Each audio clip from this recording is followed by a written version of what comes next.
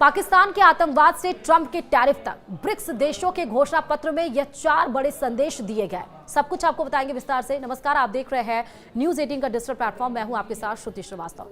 Brazil के शहर Rio de Janeiro में ब्रिक्स देशों का शिखर सम्मेलन जारी है। ऐसे में ब्रिक्स नेताओं ने एक घोषणा पत्र जारी करके सीमा पार आतंकवाद की कड़ी निंदा की। अमेरिकी राष्ट्रपति डोनाल्ड ट्रंप के अंधाधुंध आयात शुल्क यानी टैरिफ और ईरान पर हाल ही में इजरायली अमेरिकी हमलों पर निशाना भी साधा। भले आतंकवाद के मुद्दे पर घोषणा पत्र में किसी खास देश का नाम नहीं लिया गया, लेकिन पहलगाम हमले की कड़े शब्दों में निंदा और सीमा पर आतंकवाद का संदर्भ बता रहा है कि इशारा पूरी तरह से पाकिस्तान पर केंद्रित रहा। तो चलिए आपको बताते हैं कि ब्रिक्स देशों के इस रियो डी जेनेरियो घोषणा पत्र से किसे और क्या संदेश देने की कोशिश की गई। फिर से साफ कर दें कि घोषणा पत्र में पाकिस्तान का सीधे नाम नहीं लिया गया, लेकिन उसकी पोल खोलने के लिए कुछ छोड़ा भी नहीं गया है। रविवार देर रात शिखर सम्मेलन में अपनाए गए रियो डी जेनेरियो घोषणा पत्र में ब्रिक्स नेताओं ने पहलगाम आतंकवादी हमले की कड़े शब्दों में निंदा की और आतंकवादियों के सीमा पार आंदोलन, आतंकवाद के वित्त पोषण और सुरक्षित पनाहगाहों सहित सभी रूपों और अभिव्यक्तियों में आतंकवाद का मुकाबला करने का आह्वान किया। ध्यान रहे कि ब्रिक्स एक प्रभावशाली समूह के रूप में उभरा है। इसमें दुनिया की 11 प्रमुख उभरती अर्थव्यवस्थाओं वाले देश शामिल हैं। इसमें चीन भी शामिल है और ऐसे में यह तो संभव नहीं था कि वह आतंकवाद की आलोचना करते घोषणा पत्र में अपने करीबी यार पाकिस्तान का नाम आने देता। इसके बावजूद पहलगाम आतंकी हमले के साथ साथ आतंकवाद पर इतना कड़ा स्टैंड भारत के दबदबे और उसके पहल का सबूत देता है। इस घोषणा पत्र के आने के पहले वैश्विक शासन में सुधार विषय पर सत्र को संबोधित करते हुए पीएम मोदी ने पूरी दुनिया को साफ साफ मैसेज दिया कि भारत आतंकवाद पर समझौता करने को तैयार नहीं। पहलगाम जैसे कोई आतंकी हमला सिर्फ भारत पर हमला नहीं, यह पूरी मानवता पर हमला है।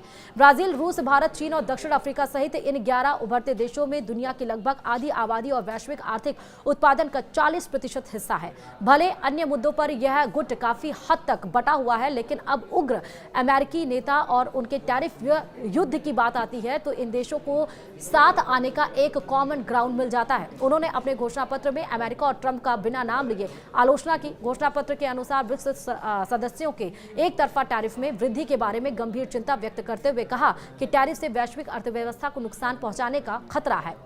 ब्राजील, भारत और सऊदी अरब जैसे अमेरिकी सहयोगियों को देखते हुए घोषणा पत्र में किसी भी बिंदु पर अमेरिका या उसके राष्ट्रपति की नाम लेकर आलोचना नहीं की गई। हालांकि ब्रिक्स के घोषणा पत्र को देखते हुए ट्रंप ने भी धमकी दी है। ट्रंप का कहना है कि जो देश ब्रिक्स की अमेरिकी विरोधी नीतियों के साथ तालमेल बैठाएंगे उन पर अतिरिक्त 10% टैरिफ लगेगा।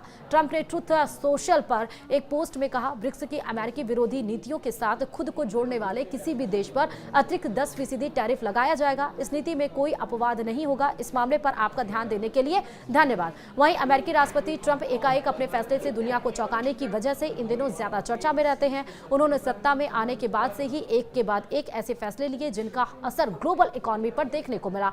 उन्होंने 2 अप्रैल 2025 को पूरी दुनिया को पहले टैरिफ की जद में झोंक दिया। हालांकि बात भारत सहित अन्य देशों को 9 जुलाई तक डील करने की मोहलत दी गई है। वहीं अमेरिका और भारत के बीच मिनी ट्रेड डील अपने अंतिम चरण में है। मीडिया रिपोर्ट्स की माने तो आने वाले 24 से 30 घंटों में इस पर फैसला होने की उम्मीद है। हालांकि ट्रेड डील से पहले ही ट्रंप ने फिर से एक बार ब्रिक्स देशों को टैरिफ की धमकी दी है। फिलहाल डील कब साइन होगी और कैसे पैमाने पर होगी, इस पर अभी ऑफिशियली जानकारी नहीं दी गई है। वहीं ब्रिक्स ने इजरायल और अमेरिका द्वारा परमाणु और अन्य टारगेट पर किए गए सैन्य हमलों की निंदा करते हुए साथ ही सदस्य ईरान के लिए समर्थन भी दिखाया। 2 दशक पहले तेजी से बढ़ती अर्थव्यवस्थाओं के लिए एक मंच के रूप में कल्पना की गई ब्रिक्स को अमेरिका और पश्चिमी यूरोपीय शक्ति के खिलाफ काउंटर बैलेंस के रूप में देखा जाने लगा है। लेकिन जैसे जैसे समूह का विस्तार हुआ और इसमें ईरान, सऊदी अरब और अन्य देश शामिल हो गए, ऐसे में ब्रिक्स को गाजा युद्ध से लेकर अमेरिकी वैश्विक प्रभुत्व को चुनौती देने तक के मुद्दे पर सार्थक सहमति तक पहुंचने के लिए संघर्ष करना पड़ रहा है।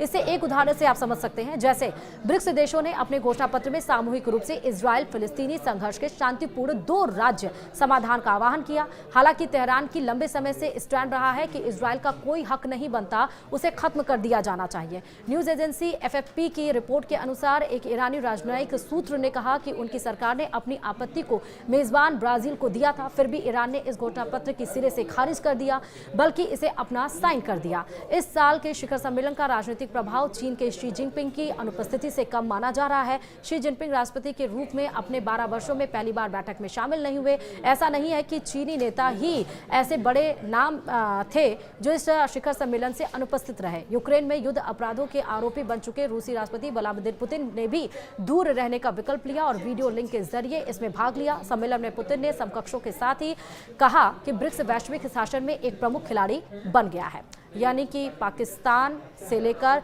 रूस और इजराइल, रशिया, यूक्रेन, टैरिफ, इन सब का जिक्र किया गया है। वीडियो में इतना ही। नमस्कार।